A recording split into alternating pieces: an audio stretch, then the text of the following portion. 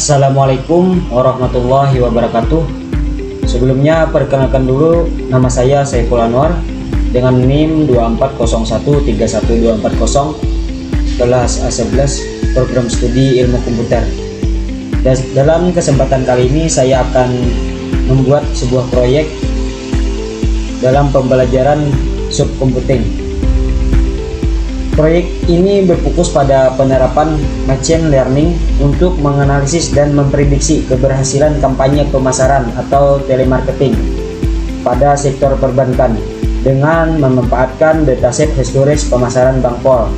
Tujuan utama dari proyek ini adalah membangun sebuah model klasifikasi yang dapat mengenali pola kebiasaan nasabah secara spesifik untuk memprediksi apakah seorang nasabah berpotensi untuk menyetujui pembukaan deposito berjangka atau tidak.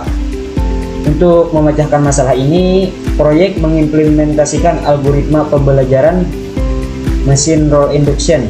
Pemilihan algoritma ini didasarkan pada kemampuannya untuk mengekstrak informasi dan menghasilkan aturan berbasis logika, jika atau maka, if then, yang sangat transparan.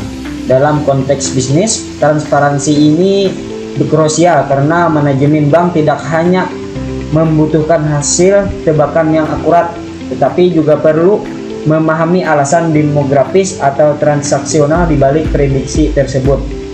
Ya, mungkin langsung saja kita jalankan proyeknya. Oke, langkah pertama itu kita masuk dulu ke dalam aplikasinya. Di sini saya menggunakan aplikasi AI Studio atau Rapid Miner. Nah, di sini kita bisa milih menu impor data. Di sini pilih My Computer, terus cari dataset yang telah kita siapkan sebelumnya. Tetapi saya menggunakan cara lain, yaitu melewati JSP di operator. Ini kita sirit aja ke tengah. Ini kita klik 2 kali.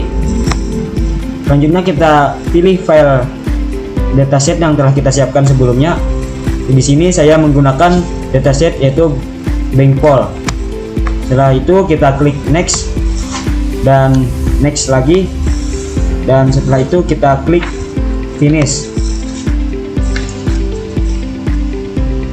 Dataset ini berisi kombinasi data numerik seperti umur, saldo, dan kategorikal seperti pekerjaan, status pernikahan, tingkat pendidikan.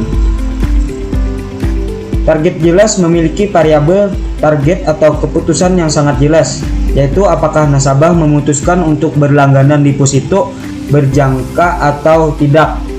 Cocok untuk klasifikasi berbasis aturan atau rules, karena banyak datanya bersifat demografis dan transaksional.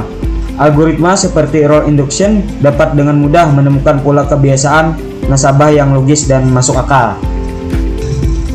Selanjutnya kita cari operator set role. Kita cari operator set role.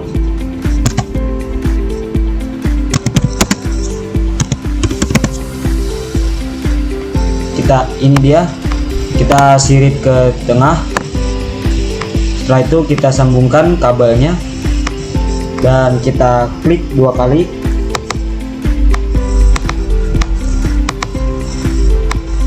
Di sini atribut NIM-nya kita pilih yang Y, dan target role-nya itu kita pilih yang label. Setelah itu kita klik apply atau OK. Operator set role di dalam proyek ini secara spesifik mengatur atribut yang bernama Y di dalamnya tadi yang saya buat, dan untuk diberi peran sebagai label. Fungsinya, proses ini wajib dilakukan karena mesin perlu mengetahui kolom mana yang bertindak sebagai jawaban atau target yang harus diprediksi oleh algoritma. Kolom lainnya akan otomatis dianggap sebagai fitur variabel independen yang digunakan untuk belajar. Selanjutnya kita cari yaitu split data. Ini dia, kita sirit ke tengah. kita taruh di bawah aja agar mudah. Kita klik 2 kali. Kita di sini pilih entry, add entry. Yang pertama kita kasih 0,8 dan di bawahnya itu kita kasih 0,2. Kita klik OK. Kita sambungkan kabelnya. Nah, fungsinya membagi dataset Bangpol menjadi 2 bagian yang terpisah, biasanya dengan rasio seperti 70% banding 30% atau 80% banding 20%. Nah, di sini saya menggunakan yang 80% banding 20%. Data latih training data porsi yang besar digunakan untuk mengajari algoritma mengenali pola. Testing data porsi kecil yang disembunyikan dari algoritma dan digunakan nanti sebagai ujian simulasi data baru untuk melihat seberapa pintar model yang dihasilkan. Hal ini mencegah model hanya menghafal data. Langkah selanjutnya kita cari algoritma yang telah saya pilih sebelumnya, yaitu role induction. Nah, ini dia. Langsung saja kita sirit ke tengah. Ini role induction sebagai algoritma pembelajaran. Ini adalah algoritma yang menghasilkan sekumpulan aturan berbentuk jika atau maka. Dalam pengaturan ini, di proyek saya ini, kriteria yang digunakan adalah information again. Nah, kriterianya itu information again, dan simple ratio-nya itu 0,9. Fairness-nya juga sama 0,9. Mengatur minimal parent benefit sebanyak 0,25 untuk mencegah aturan yang terlalu rumit. Kita kembali dulu ke awal. Keuntungannya, model yang dihasilkan sangat transparan. Manusia dapat membaca aturannya secara langsung. Misal, jika nasabah berumur lebih dari 30 tahun dan saldo lebih dari 500 juta, maka nasabah harus membuka deposito. Nah, itu. Kita sambungkan dulu kabelnya. Oke. Selanjutnya kita masuk ke tahap selanjutnya, yaitu apply model. Kita cari yang namanya apply model. Apply.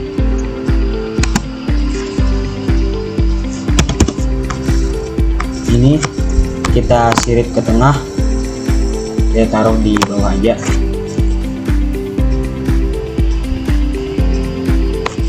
Kita sambungkan dulu kabelnya dari split data langsung ke apply model, dan role induction mode-nya ke mode apply model.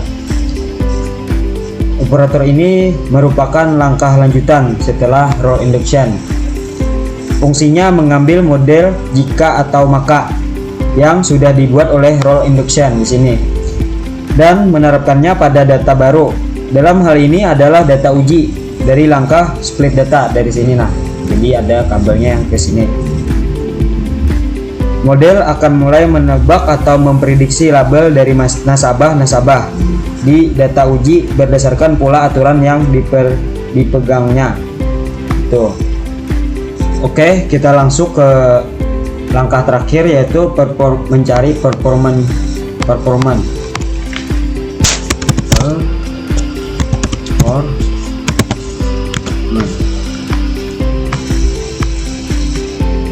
Nah, dia ini.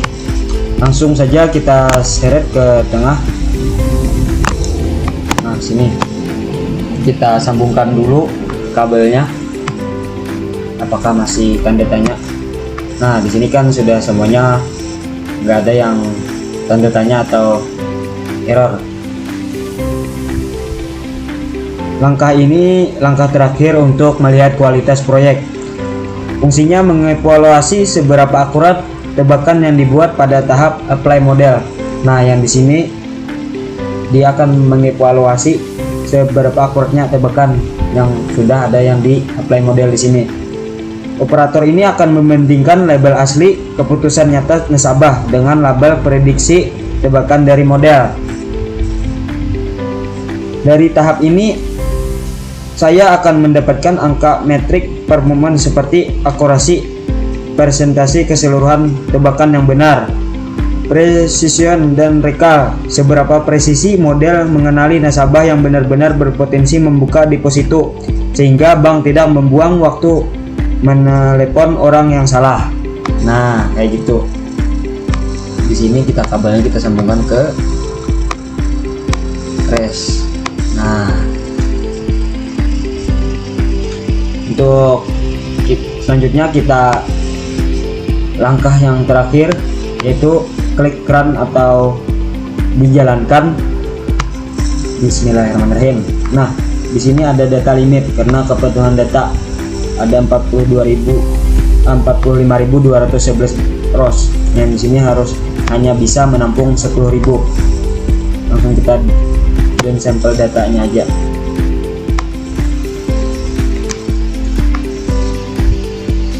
Nah, di sini sih sistem langsung menampilkan aturan logika yang terbentuk sekaligus nilai akurasinya, dimana dari 2000 data atau nasabah ada 1930 orang yang dinyatakan no atau tidak, dan ada 70 yang dinyatakan yes, dan presentasinya itu ada cukup tinggi yaitu 96,50%. Nah, akurasinya 96,50%.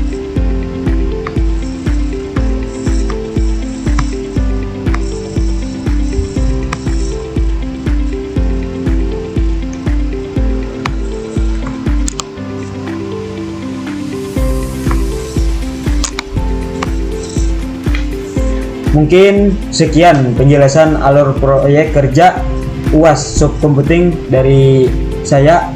Semoga mudah dipahami dan dapat mendapatkan hasil yang terbaik.